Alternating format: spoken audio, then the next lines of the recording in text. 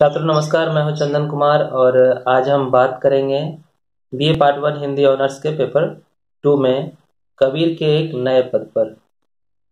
कबीर का आज जो पद है जो मैंने लिया है, पद है, मैं काव्य पाठ करता हूं, कृपया आप ध्यान से सुने। हरि जननी मैं बालक तोरा, काहे न अवगुण बख्शो मेरा। हरि जननी मैं बालक तेरा, काहे न अवगुण बख्शो मेरा।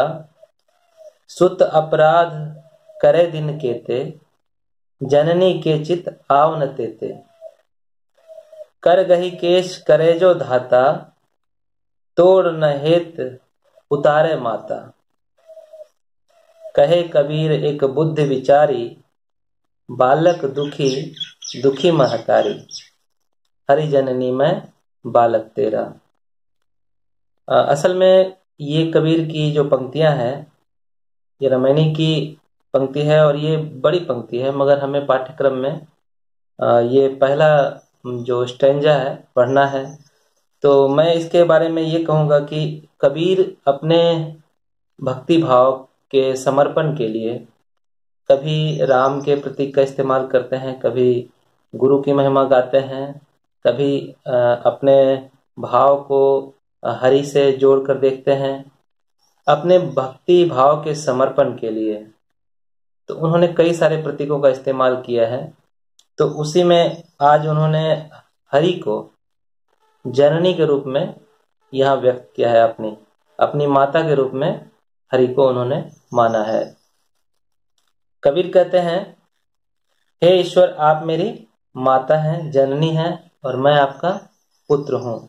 हरि जननी मैं बालक तेरा, काहिन अवगुण बख्शो मेरा।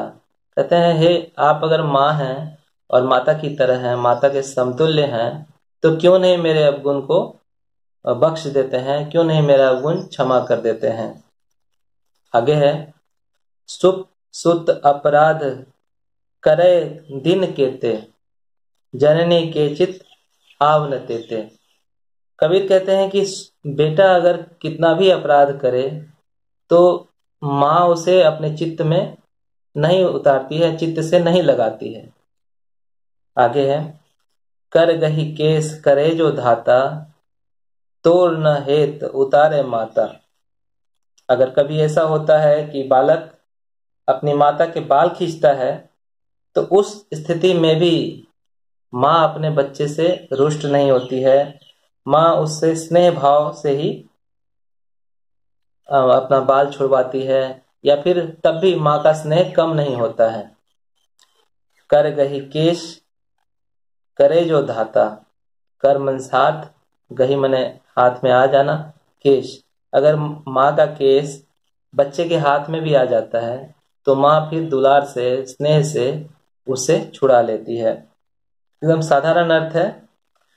कहे कबीर एक बुद्धि विचारी। कबीर कहते हैं कि अपने बुद्धि और विचार से ये आमतौर पे ही समझा जाता है कि यदि बालक दुखी महतारी, अगर बच्चा किसी कारण से दुखी हो जाता है तो माँ भी दुखी हो जाती है, और माँ को अपने बच्चे का दुख देखा नहीं जाता है।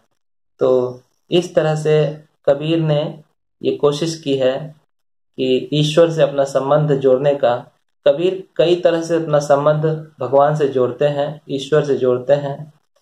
जैसा कि मैंने पहले ही कहा था कि कबीर के भगवान भाव रूपी हैं, भाव में हैं, भावबद्ध हैं।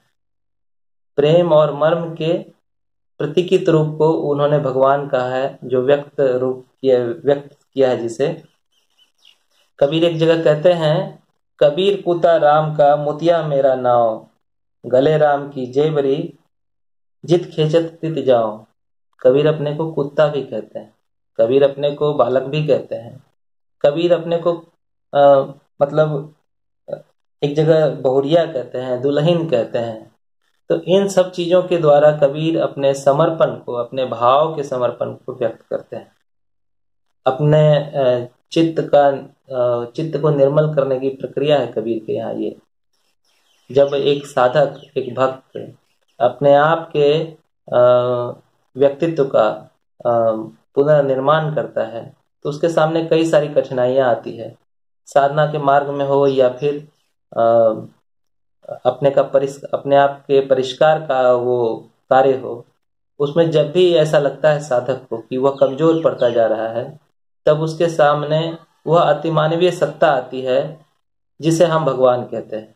कबीर के सामने भी कुछ ऐसी ही बातें हैं, और कबीर इसीलिए इस पद में हरि को, यानी अपने इष्ट को, अपने गुरु को जननी के रूप में देखते हैं और अपने को बच्चे के रूप में देखते हैं। बहुत बहुत धन्यवाद। आज और इतना ही। नमस्कार।